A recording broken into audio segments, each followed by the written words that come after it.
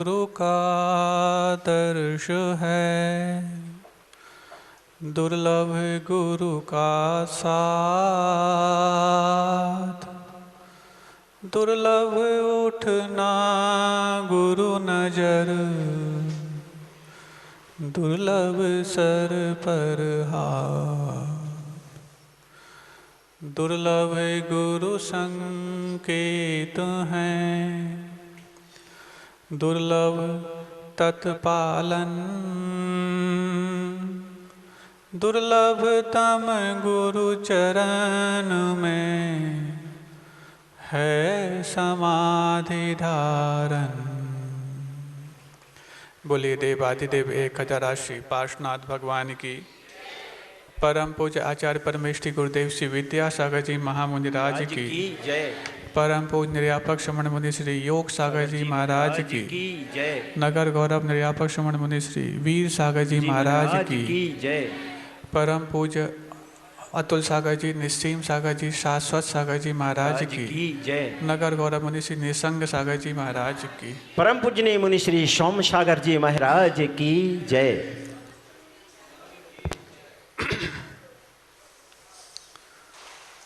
मोह से जकड़े संसारी प्राणी में चेतना तो अवश्य है, लेकिन संवेदना नहीं। क्योंकि जीव है, चेतना तो उसमें होगी, लेकिन चेतना मात्र होने से आप अपने उस जीवत्व को सत्यार्थ कर पाओ, जीवत्व को सफलता दे पाओ, ये तब तक संभव नहीं जब तक कि उसमें संवेदना नहीं। और जब संवेदनाएं भीतर से कुछ अपना रूप प्रकट करती हैं तो बाहर से मुस्कान चेहरे पर आ धमकती है।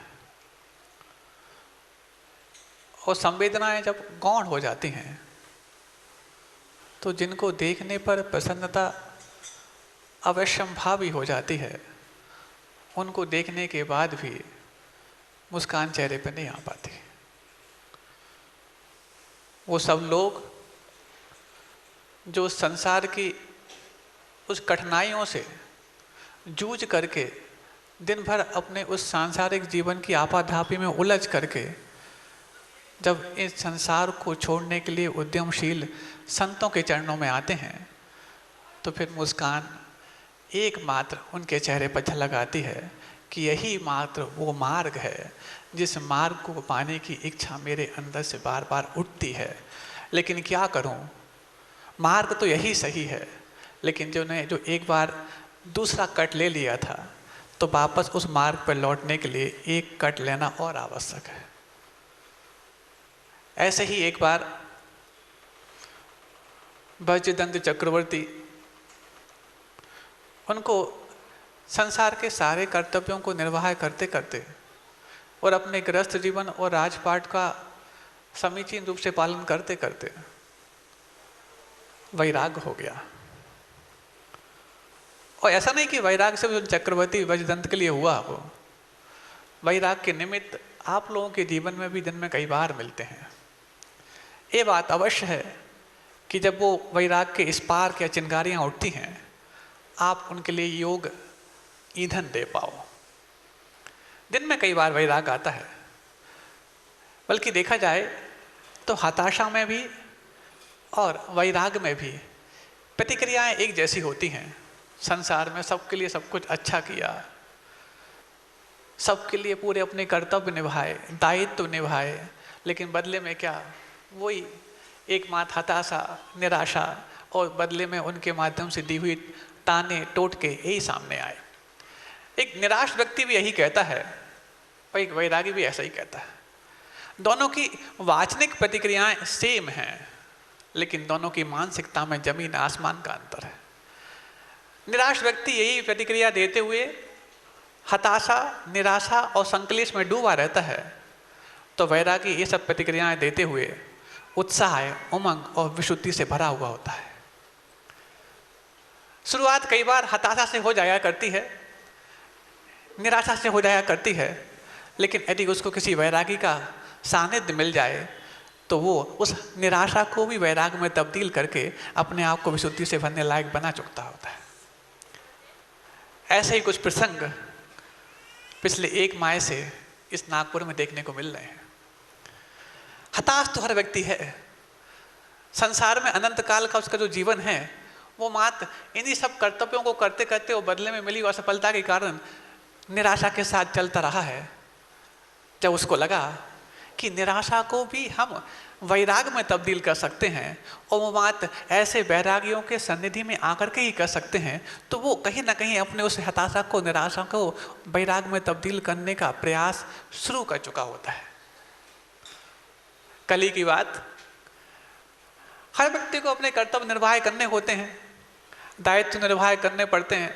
वो करते करते सबको कुछ अच्छा कर रहा होता है, लेकिन जब कुछ और अच्छा करने की बात आती है तो वो जो हमारे कम अच्छे में साथ देते थे उनको लगता है कि नहीं, ये और अच्छा नहीं, पहले अपना जो अच्छा है उसको स्थायी कर लिया जाए। अब घर में होते हैं, घर में जीवन साथी भी हैं, घर में परिवार भी है, घर में बच्चे भी हैं। यदि उनके सामने कह दिया जाए कि हमारे लिए कोई बहुत बड़ा काम करना है, और बड़े काम का मतलब कोई घर छोड़ने वाली बात नहीं, जो हमें घर में रोके रखा है उस धन को छोड़ने की बात आए, सबसे पहले वो बेड़ी जिसको बोलते ना, घर का वनिता बेड़ी, परिजन क्या बोलते आगे, रखवारे बोलते हैं, रखवाले नहीं, अरे वो तो बिल्कुल बांधने वाले हैं पूरे पूरे। तो अब वो बोलने लग जाते हैं ऐसा क्यों कर रहे हैं भैया, आपके लिए कर रहे हैं, हमारे लिए क्या कर रहे हैं, हमारे लिए तो वो किया ही नहीं जो करना चाहिए था। नहीं, आप ही के लिए किया जा रहा है, क्योंकि जो सुविधाएं हैं आपके लिए आवश्यक वो तो अब दे दी गई हैं, लेकिन कुछ और आपके लिए आगे उन्नति के सोपान हमेशा मिलते रहें उसके लिए कुछ प्रयास किया जा रहा है। तो वो जो परिजन हैं, वो जो रखवारे हैं या वो बेड़ियां हैं, वो जाकर के बीच में अपना काम शुरू कर देते हैं, ऐसा नहीं करो, पहले ये काम तो करो। तो जो सुधीजन होते हैं, जो अपने जीवन में उस तकनीक को पहचान चुके होते हैं कि इनके लिए भी आगे आनंद और खुशियाँ मिलती रहें और मेरे जीवन में भी आनंद आता रहे, तो कुछ ऐसा कर दिया जाए कि इनके लिए शुरुआती खुशी वो भी दे दी जाए और आगे भी खुशियों का रास्ता हमारे लिए मिलता जाए, ऐसा कुछ काम भी कर लिया जाए। तो कर लेते हैं। हुआ ऐसा ही, कर लिया, उन्हें कुछ सुविधाएं चाहिए थी, ठीक है तुम थोड़ी सी सुविधाओं लेकर के अपने आप को शांत कर लो, और हम जो आगे अपने भविष्य की सुविधा का बात सोच रहे हैं उसके लिए हम अपने धन का, अपने परिक्रय का, अपने वैभव का सदुपयोग करना भी प्रारंभ कर लेते हैं। तो बस उनके लिए छोटी सुविधा दी और खुद के लिए बड़ी सुविधाओं का एक मार्ग खोज लिया और परिवार पर आके जनालय में आकर के अपने आप को अपनी सामर्थ्य के अनुसार बल्कि उससे बढ़ के कुछ करने का मार्ग भी दिखा दिया। ये माने जाते हैं सही दानदाता, ये माने जाते हैं। और उसके बाद इतने ही नहीं, करने के बाद जब उनकी वाचनिक प्रतिक्रियाएं देखिए आप, बोले महाराज शक्ति आ गई, मजबूती आ गई, ऐसा लग रहा है कि जीवन में बहुत बड़ी निधि मिल गई। हम सोचे भैया सामने वाला अपनी निधि को छोड़ रहा है, वो बोल रहा है निधि मिल गई। बोले जब तक उसको रखे थे अपने पास तब तक अपने आप को कमजोर पा रहे थे, लेकिन जैसे ही उसको छोड़ने का मानस बना लिया उसके बाद ऐसी सामर्थ्य आ गई, अलग ही एक आह्लाद आ रहा है, अलग ही विशुद्धि फूट रही है। ये तो उसी व्यक्ति के मन की बात हो सकती है जिसने अपने आप को जो छोड़ा है भगवान के चरणों में और जोड़ा है गुरु के चरणों से। उसके अंदर अंदर से एक बात कचोटती रहती हो इसके पहले कि नहीं, जो मैं जोड़ के रखा हूँ वो मेरे जीवन में बाधक है और जो मैं छोड़ना चाहता हूँ वो मेरे जीवन में साधक है। तो जिसके अंदर ऐसी भाव भासना प्रतीत होने लग जाती है वो अपने छोड़ने के बाद अपने आप को शक्ति संपन्न और मजबूत प्रतीत करता है।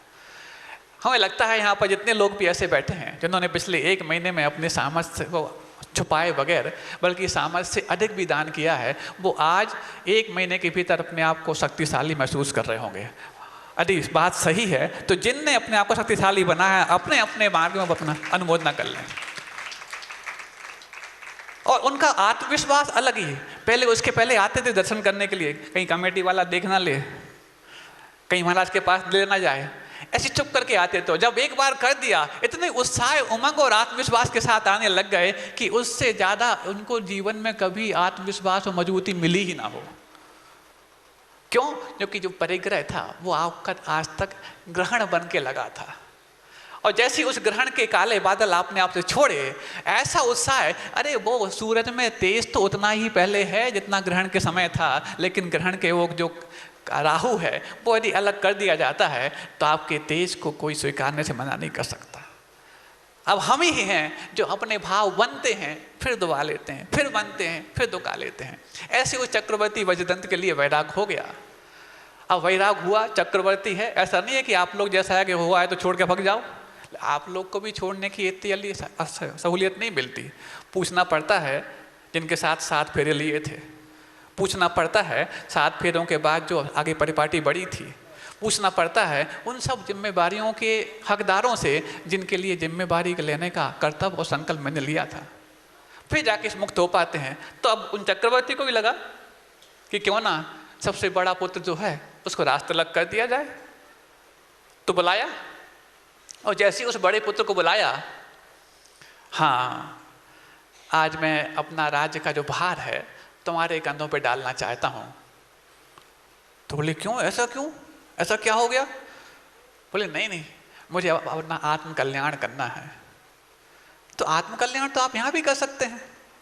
नहीं नहीं, आत्म कल्याण यहाँ तो कर सकते हैं, लेकिन जो संपदा है ना, ये जो वैभव है वो आत्म कल्याण के मार्ग में बाधक है। तो जब आप आत्म कल्याण के मार्ग में बाधक होने वाली उस संपदा को छोड़ने के लिए तत्पर हो गए और उसको पर मान करके छोड़ने के लिए तत्पर हो गए, तो फिर मेरे लिए क्यों बांधना चाहते हो? नहीं, मैं भी अपना आत्म कल्याण करूंगा। नहीं नहीं, ऐसा नहीं, कोई तो दायित्व का भार लेगा। तो आप अपने कंधे का, आप अपने सर का कचरा मेरे ऊपर फेंकना क्यों चाहते हो? अब युवावस्था में कोई बालक अपने पिता से ऐसी बात करे, वो भी उस वक्त जब वैराग का दौर हो, बहुत कम होने वाली घटनाएं होती हैं। आज भी घटती हैं ऐसी घटनाएं, कभी मौका मिले तो बताऊंगा वो। ये तो बात अपन कर रहे हैं चक्रवर्ती वज्रदंत की। तो उसने मना कर दिया, बोले नहीं मैं भी आपके साथ चलूंगा। ठीक, कोई बात नहीं। और चक्रवर्ती हैं, कोई छोटे मोटे परिवार तो होते नहीं। आज के परिवार थोड़ा ना कि एक भी हो जाए तो बहुत मुश्किल होता है। पहले तो सोचते नहीं हैं और उसके बाद सोच लेते हैं तो एक के बाद स्टॉप कर दिया करते हैं। लेकिन पहले तो हजारों में हुआ करता था, तब जाकर के ये साम्राज्य आगे प्रवाहित हुआ करता था। आज तो एक के बाद लगता है कि बस मात्र अपने उस दाम्पत्य जीवन को सफल बनाने का प्रमाण पत्र देना चाहते हैं वहाँ एक आध बच्चे के माध्यम से। बाकी उनको ये नहीं मालूम होता है कि ये प्रवाह यदि मैंने आगे नहीं बढ़ाया तो मेरे जीवन में कितने बड़े अभिशाप लग जाएंगे। तो उनके पुत्र थे, 1000 पुत्र थे। कितने थे? एक नहीं, हाँ 1000 शब्द बहुत धीरे बोलते हो, एक तो जल्दी बोल देते हो आप लोग। महाराज, हम इस परंपरा को आगे बढ़ाने के मामले में भी और धन को खर्च करने के मामले में भी एक को जल्दी बोलते हैं, लेकिन उसके बाद क्या लगाना है वो सोच समझ के बोलते हैं, कहीं फंस ना जाए, क्योंकि बोले तो फंसे। तो ऐसे ही एक दूसरा पुत्र आ गया, हाँ उसके सामने यही बात कही। तो वो तो जब संस्कार ऐसे दिए गए हैं कि हताशा को निराशा में, निराशा को फिर वैराग में तब्दील करने की बात सोच ही ली गई है, तो वो भी क्यों मानने वाला? बोले मैंने भी देख लिया, भले मेरे जीवन में वृद्धावस्था नहीं आई, लेकिन युवावस्था में अभी मैं अपने कर्तव्य करते करते इतना ऊब गया हूँ कि मुझे अब अपना आत्म कल्याण के अलावा दूसरा कोई चारा दिखता ही नहीं है। कोई बात नहीं, तीसरे को बुलाओ, क्योंकि अपने पास स्टेपनी में बहुत सारे हैं। अब आप लोग को वैराग हो जाए और पहला ना संभाले तो फिर देखो ना आप निकल पाओगे ना वो निकल पाएगा। लेकिन जिनके पास 1000 है उनके पास देखो कैसी कैसी बात, वो भी साथ में चलने तैयार है, कोई बात नहीं। तीसरा बुलाया, तीसरे ने वही बात कही। एक एक करते करते करते करते सारे पुत्र है ना, सब एक ही धुन के पक्के हो गए कि नहीं हमें भी आपके साथ चल करके आत्म कल्याण करना है। अब बड़ी मुसीबत हो गई। अब वो चक्रवर्ती वज्रदंत अब जब तो ये सोच रहे थे कोई बात नहीं, एक नहीं है तो, क्योंकि जो रास्ता मैंने चुना है और वो रास्ता भी अच्छा है तो मैं क्यों दूसरों को उस पर चलने में वंचित करूं? ये उसकी बात है, आप लोग के बात बस की बात बहुत कम हो सकती है। क्यों? जब आप अपने अचेतन धन को कम करने में सोचते हैं तो चेतन धन को कम करने में क्या नहीं सोचोगे। भले ही 10 बच्चे भी क्यों ना हो, लेकिन एक वैरागी बन जाए तो सारी परीक्षाएं हो जाती हैं। भले ही वैरागियों के आसपास कितना भी घूमते हो, लेकिन जब एक आध कोई निकलने की बात कह दे, शुरुआत तो यही कहेंगे, बोले महाराज आशीर्वाद दे दो, बड़ा होके महाराज बने, बड़ी होके माताजी बने। लेकिन जैसे ही बड़ा होके कोई बड़ी बात करता है चुपचाप बैठ जा, बड़ा आया, नहीं बोलते क्या? बोलते हैं। उस समय हमारा वो मोह से जकड़ा हुआ जीवन हमारे उस वैराग की परीक्षा कर रहा होता है। और मोह से हम अपने आप को इतना जकड़ा लेते हैं, सिर्फ मात्र बच्चे, परिवार और रिश्तेदारों के कारण नहीं, उन सब कारणों के माध्यम से जिनको हमने पिछले दिनों में सीखा था कि वपुर धनम दारा पुत्रा मित्राणी शत्रुवा सर्वथान्य स्वभावानी मूढ़ा स्वानी प्रपद्यते। तो बस ऐसे करते करते 100 पुत्र हो गए। सभी ने वही जवाब दिया, जब आपने छोड़ने का मानस बना लिया है तो हम क्यों ग्रहण करें। फिर 101 की बात आई और करते करते सैकड़ा भी निकल गया, दहाई भी निकल गई। अब बात आती है 999 पुत्र की। उसने भी वही जवाब दिया कि जब कोई स्वीकार करने तैयार नहीं, हो सकता है किसी की बुद्धि कमजोर हो, लेकिन वो क्या सकता, सब लोग इस तरफ जा रहे हैं तो मैं क्यों रुकूं। तो सबने वही जवाब दे दिया। और जब 1000वां पुत्र भी यही बात के लिए मान गया कि नहीं, मैं अब नहीं संभाल सकता। तुम अब नहीं संभाल सकते ऐसा क्यों कह रहे हो, तुमने संभाला ही कब है। नहीं, मैंने देख लिया, जब आप संभालते संभालते इतना कुछ कर चुके, उसके बाद भी आप छोड़ने को तैयार हो, तो मैं क्यों अपने आप में उसको बला को मोल लूं।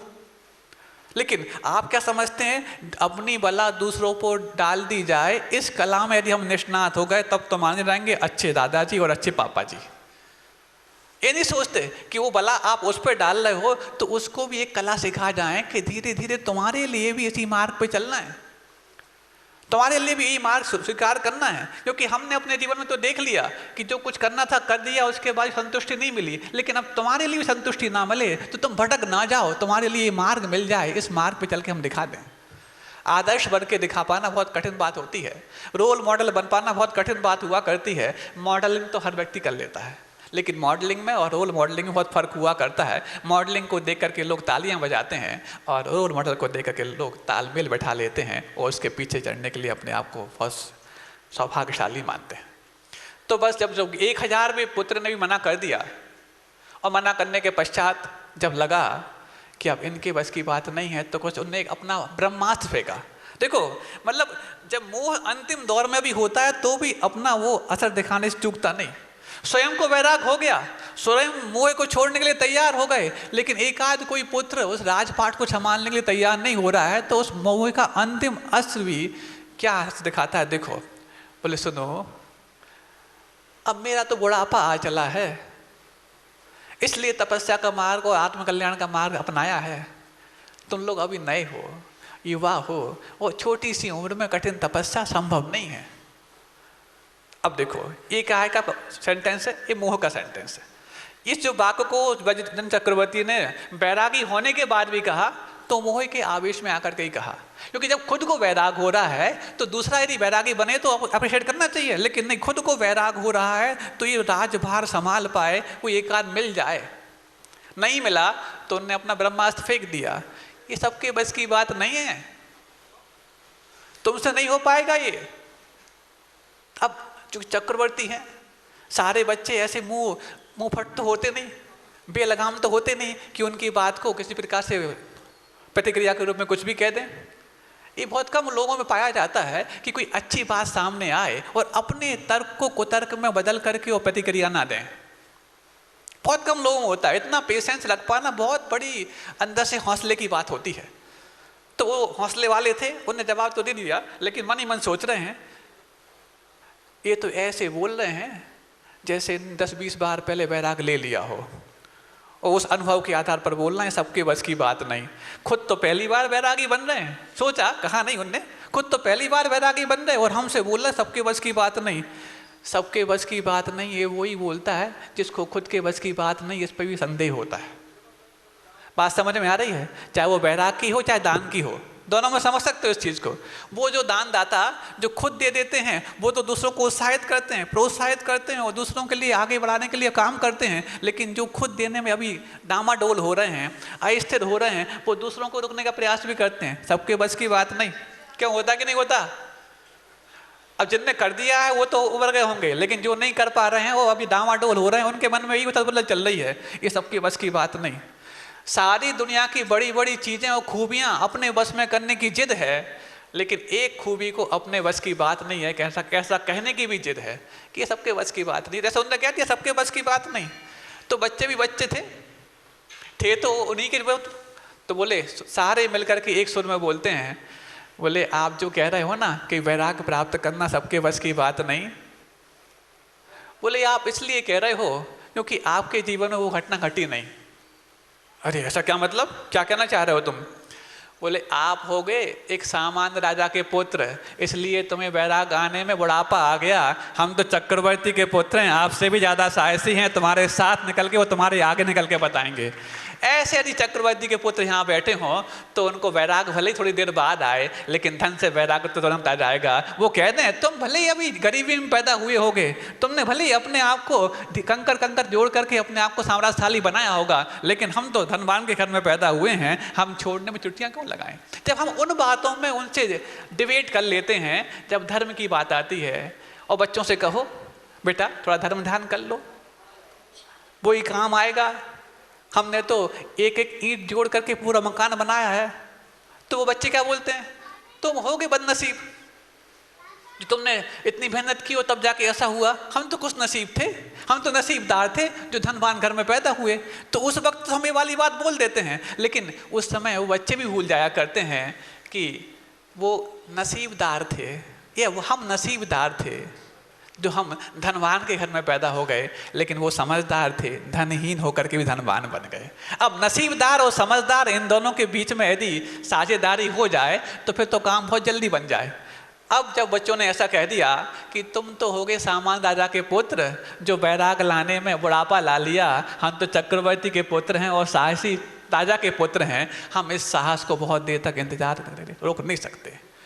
उनका काम तो हो गया और अंत दो गत्वा 1000 पुत्र और चक्रवर्ती राजा स्वयं वज्रदंत, ऐसे 1001 एक साथ बैरागी बने और फिर मन मार करके अपने पौत्र यानी कि पोते के लिए रास्त लग कर करके, और वो भी गोद में था पोता, उसको रास्त लग करके वो सारे सारे बैरागी बन गए। कैसा साहस होगा सोचो। वो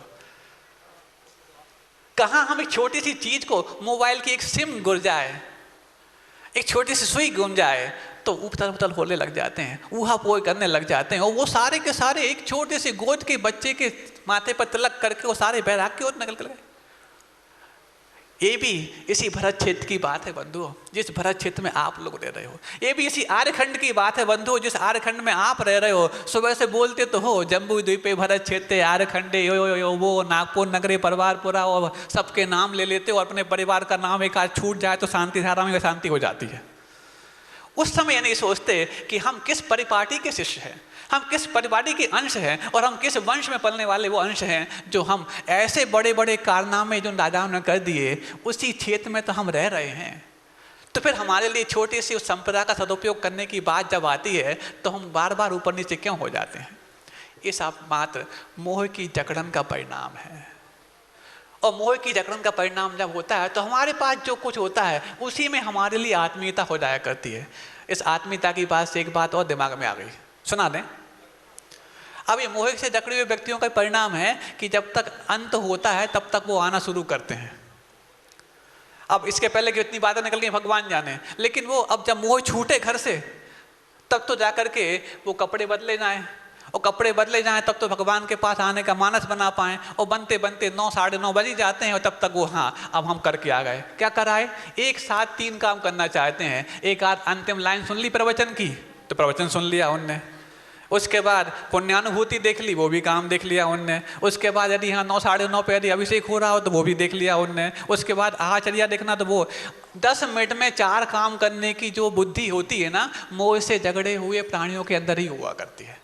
लेकिन जिसके अंदर मोह छूट चुका होता है वो तो कहता है मैं 1 घंटे में एक काम करूंगा, क्योंकि घर जाऊंगा तो वो ही विषय राग और विषय भोग सब कुछ हैं जो मेरे लिए पतन के रास्ते पे ले जाने वाले हैं। वहाँ से बचने के लिए यहाँ जितने साधन मिल जाएं, सारे के सारे साधन मेरे जीवन में उत्थान कराने वाले हैं।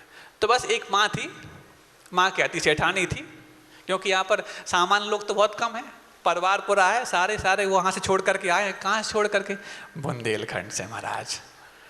अब बुंदेलखंड से आए हैं और भगवान पार्श्वनाथ के आशीर्वाद से ऐसे फल फूल बैठे हैं कि वो सेठ जी हैं तो पक्का है कि उनकी जो धर्म पत्नी सेठानी पहले ही बन जाती हैं। जैसे डॉक्टर की पत्नी डॉक्टरनी पहले ही बन जाती है ना? नहीं महाराज, ऐसे कैसे बनती है, लेकिन सेठ की पत्नी सेठानी बनी जाती है। भले ही वो कमाए धमाए ना, लेकिन सेठानी मानी जाएगी। तो सेठानी थी, उनका एक ही इकलौता बेटा था, स्कूल पढ़ने जाता था। अब स्कूल जब पढ़ने जाने लगा, आप लोग के घर की बात कह रहा हूँ, सुनना अच्छे से, तो और सत्य घटना है। तो स्कूल पढ़ने जाने लगा। अब सुबह से स्कूल जाएगा बच्चा, तो सुबह से उनके टिफिन तैयार भी करने होते कि नहीं होते? स्कूल खुलने वाले हैं ना, हाँ, तो टिफिन तैयार करने होते हैं। अब सुबह से भगवान को तो बाद में देखेंगे, पहले जो होनहार भगवान है इनके पहले भोजन पानी की व्यवस्था हो जाए, करना पड़ता है, उसको मना नहीं कर रहे हम, दायित्व है, कर्तव्य करना पड़ता है। अब एक दिन क्या हुआ, थोड़ी सी देर हो गई, स्कूल बस जल्दी आ गई और बच्चा बिना टिफिन लिए स्कूल चला गया। अब बच्चा बिना टिफिन लिए स्कूल चला गया। माँ तो माँ है, अंदर की ममता क्या कितनी करवटें बदलती हैं भगवान जाने। अब भले यहाँ से खा पी के गया है, लेकिन दोपहर में जो लंच होगा उस समय क्या करेगा, कैसे करेगा? तो अभी खा के गया है, उसका कोई आनंद नहीं, लेकिन दोपहर में नहीं कर पाएगा, उसका संकलेश पहले आ गया।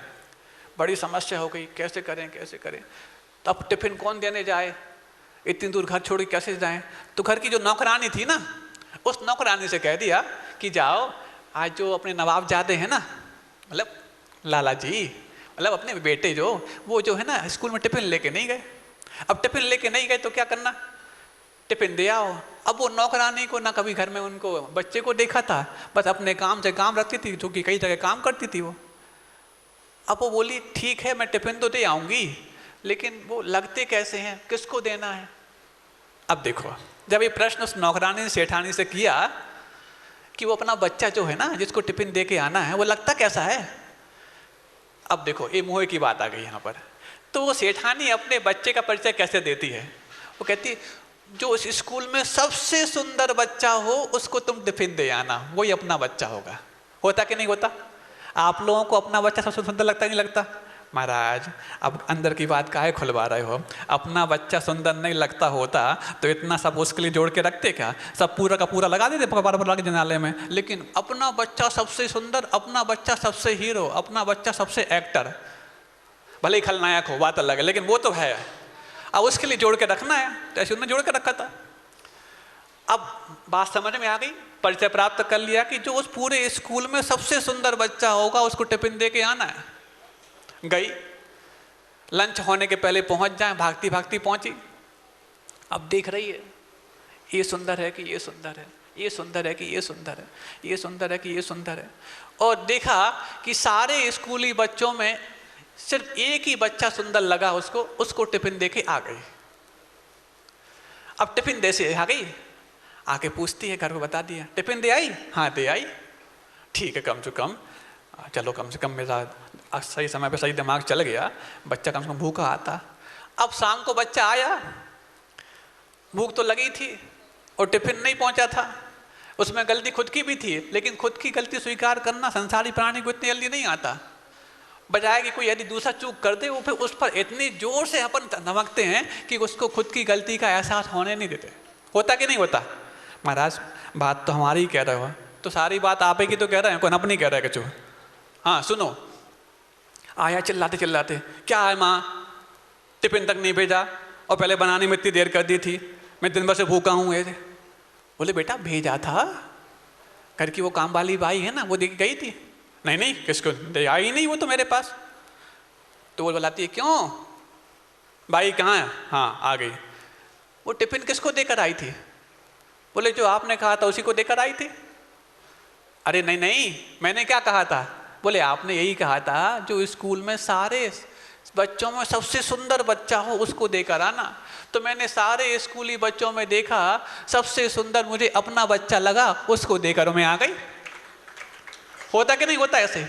अब आपने परिभाषा यदि ये बनाई है कि सबसे सुंदर बच्चा है, तो वो भी तो एक माँ है, उसको भी अपना ही बच्चा सबसे सुंदर लगेगा। लेकिन जब जिसको लगता है कि अपना बच्चा इतना सुंदर है, तो उसके लिए अपने सारे कर्तव्यों और दायित्वों को निभाने का हमारे पैदा अपने जीवन में कर लेते हैं। तो जब लगे आपको कि सबसे सुंदर मंदिर किसका है, सबसे सुंदर मंदिर किसका है, तो क्या जैसे बच्चे के लिए सब कुछ करने तैयार हो जाते हो, तो क्या उन भगवान के लिए जिन्होंने हमारे बच्चों को भी सदराह दिखाने की प्रेरणा दी है, ऐसे संतों के द्वारा भी जो हमारे लिए हमेशा के लिए प्रेरणा देने वाले होंगे, क्या उनके आशीर्वाद को हम पहचान नहीं पाएंगे? तो अब लगे कि हमें यदि कंपटीशन करना ही है, स्पर्धा करना है, तो सारे भगवानों में सबसे अच्छे भगवान कौन हैं? तो वो जिनको हम सबसे ज़्यादा चाहते हैं, और वो जिनको सबसे ज़्यादा चाहते हैं तो क्या उनके लिए सबसे ज़्यादा देने का प्रयास नहीं करेंगे? अरे जिन्होंने हमारे लिए बेहिसाब दिया है, क्या उनके लिए हम देते वक्त हिसाब किताब करेंगे? और हिसाब किताब जब नहीं करेंगे तो फिर ये जोड़ना भी नहीं होगा कि इतना बहुत ज़्यादा है, इतना बहुत कम है। ये नहीं, जितना है सब उन्हीं के द्वारा है। तदीय वस्तु तो भी हमें समर्पितम वाली बात वहाँ पर आ जाएगी कि आप ही की तो है, मैं आपको ही समर्पित करना चाह रहा हूँ। जिन्होंने ये सीख लिया, उनके जीवन में दान देने के बाद स्फूर्ति बढ़ती है, शक्ति बढ़ती है, मजबूती बढ़ती है, और फिर उस मजबूती के साथ उनके जीवन में आत्मविश्वास ही बढ़ता है। और जब आत्मविश्वास के साथ कोई कार्य किया जाता है तो फिर पुण्य भी बढ़ता है, और फिर जब पुण्य बढ़ता है तो उसके बाद जो भी उनके जीवन में आने वाली बाधाएं हैं वो भी उनसे दूर होती चली जाती हैं। और बोलने के बाद जिन्होंने अपने दान की अनुमोदना स्वयं की, उस दान की प्रशंसा स्वयं की, उनके जीवन में इतने जल्दी पुण्य बढ़ता है। इससे कई बार मैं उदाहरण बता चुका हूँ। ऐसा ही उदाहरण कल देखने को मिला कि जिन्होंने अपने दान को करने के बाद अपनी सामर्थ्य को बढ़ने का एहसास किया, और सामर्थ्य का बढ़ने का एहसास किया, तो पुण्य की गति इतनी तेज कर ली कि वो अब आज इतने अपने आप को विशुद्धि संपन्न पा रहे हैं, ऐसी शक्ति संपन्न पा रहे हैं। सुबह आके बताया, बोले महाराज जी, डोलते हुए भावों को स्थिर कर देना यदि सत्संगति में होता है तो ये वाली बात मुझे पहले समझ में क्यों नहीं आ गई। मैंने 1 महीना भी जाया क्यों किया, फिर भी अंतिम समय में भी यदि ट्रेन पकड़ ली तो ट्रेन में चढ़ना ही माना जाएगा, ट्रेन को चूगना नहीं माना जाएगा। अब जिन जिन लोगों के लिए ट्रेन में चढ़ने की बात आ रही है और अंतिम समय चल रहा है और वो अपने आप को इंतज़ार कर रहे हैं, तो ऐसा ना हो कि चढ़ने की बजाय चूकें नहीं, हम अपने आप को चुकाने लायक बना पाएँ। ऐसे उन सब भावनाओं को आगे करते हुए मैं परम पूज्य बड़े महाराज से निवेदन करता हूँ कि वे अपने अमृतमय वाणी से हमें कृतार्थ करें। दुर्लभ गुरु का दर्श है, दुर्लभ गुरु का साथ, दुर्लभ उठना गुरु नजर, दुर्लभ सर पर हाथ, दुर्लभ गुरु संकेत हैं, दुर्लभ तत्पालन, दुर्लभतम गुरु चरण में है समाधि धारण।